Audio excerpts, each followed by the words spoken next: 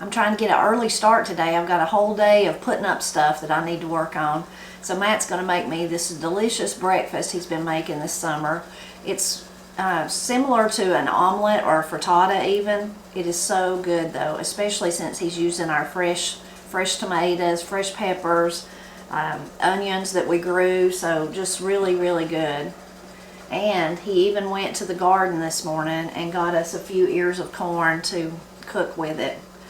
We've so enjoyed having the corn this year, especially the fact that Matt can just run down there and get some and bring it straight up here and cook it. It's been so good, hasn't it? Yeah, it just don't last long. No, don't last long, but we've sure enjoyed it. It's been so nice to have it. And it wasn't not the prettiest corn ever because of some that got blowed down and the terrible dry weather, but what we've got has been really, really tasty, so we're really thankful. Anyway, I'm going to let Matt show you how to make this really easy and quick, but so good breakfast. And you could eat it for any time of the day, too. I think we've eaten it for supper a few times.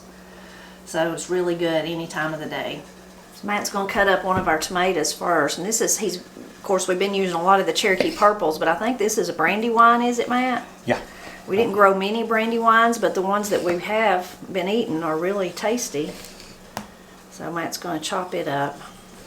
When you use the Cherokee Purple, they're kind of sloppy and juicy, which makes them part of why they're so good, but this one's a little bit more firm, I think. Another thing I forgot to mention we got that come out of our garden was I've got a little bit of oregano there for Matt, and then we went out and got some parsley too.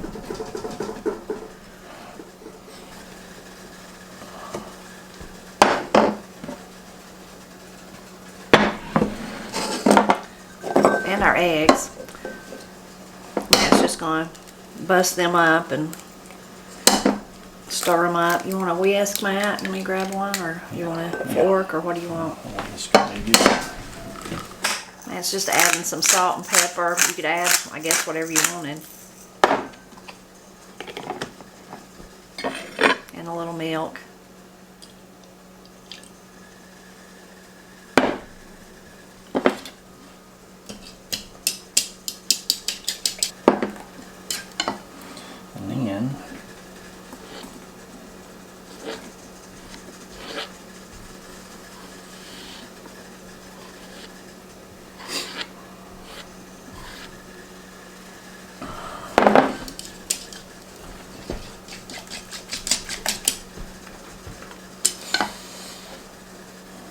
It's going to add the onions and the peppers.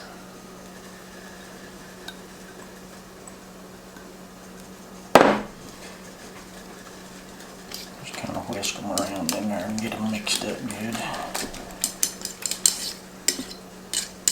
Alright, first thing we're going to do is cook the tomatoes on about medium high to begin with to get the butter melted, and I'll turn it down.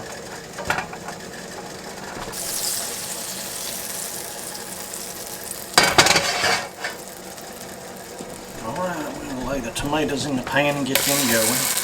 Probably should have had a little more.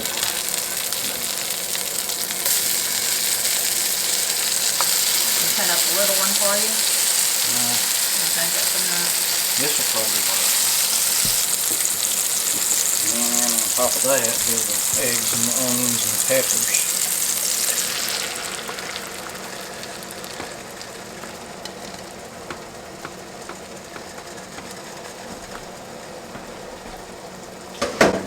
It's an awful pretty dish.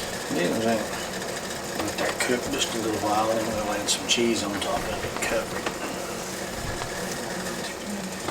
So now we'll put just a little bit of oregano and a little parsley on that too. Makes it look pretty. Makes it taste good too.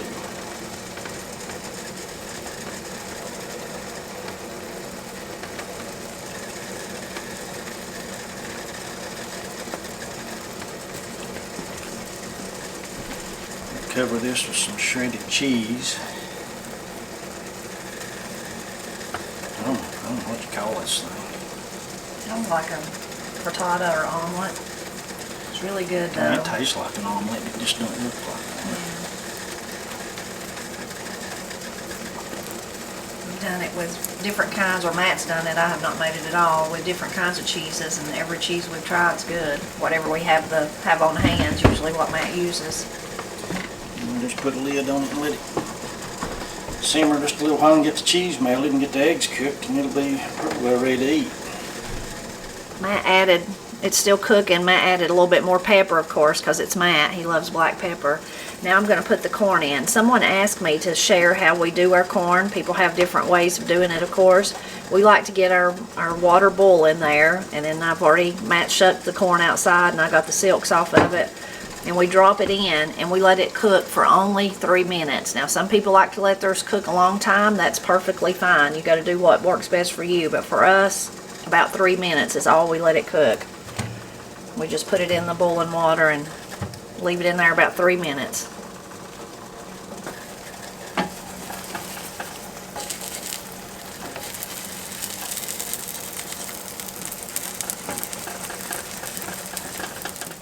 You can see how it turns out, really beautiful and so good with that cheese and the tomatoes, the fresh tomatoes. Really, I think that's what makes it extra special.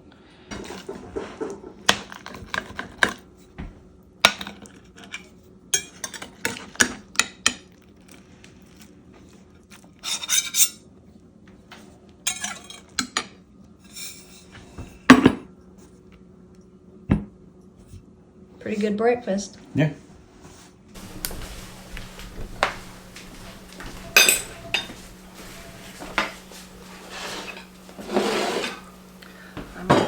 Weird. I cut my corn off the cob. That's the way I like to do it, so I've cut mine off. It goes back to when I had braces, and after that I could never eat corn on the cob. I know it's all in my head, but I just cut it off. It's got a lot of scary stuff in my head. So good. Is it good? I'm eating the corn. No. Sorry. I'll try Matt's. I've tried Matt's though before already. He's been fixing it for us.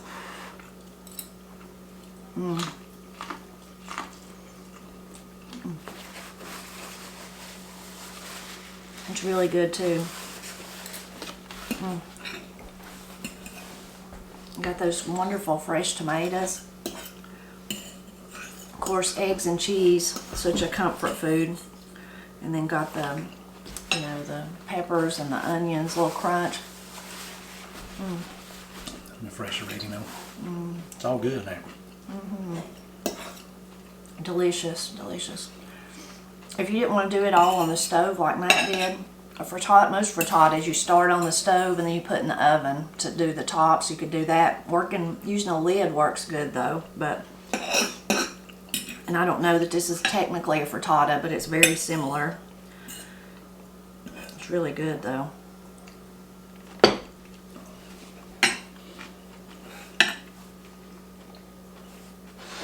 And just like omelets, really the sky's the limit of what you want to put in it. You could have cut the corn off and put the corn in it.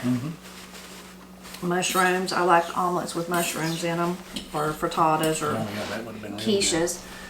Miss Cindy made a lot of quiche, and hers were good. She never really made them the same twice, if that makes sense. She always tried new things, but they were good. A lot of times she just put like spinach and cheese, and that was all, and that was good. I love those with the spinach in them. They were very good.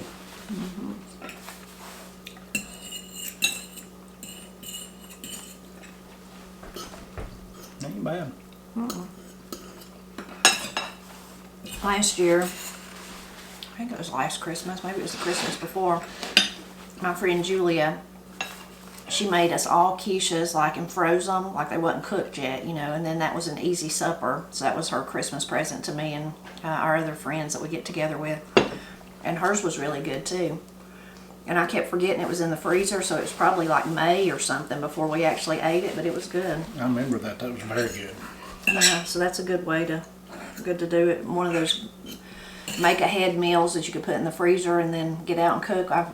I'm rarely ever am good about doing that, about cooking ahead like that, but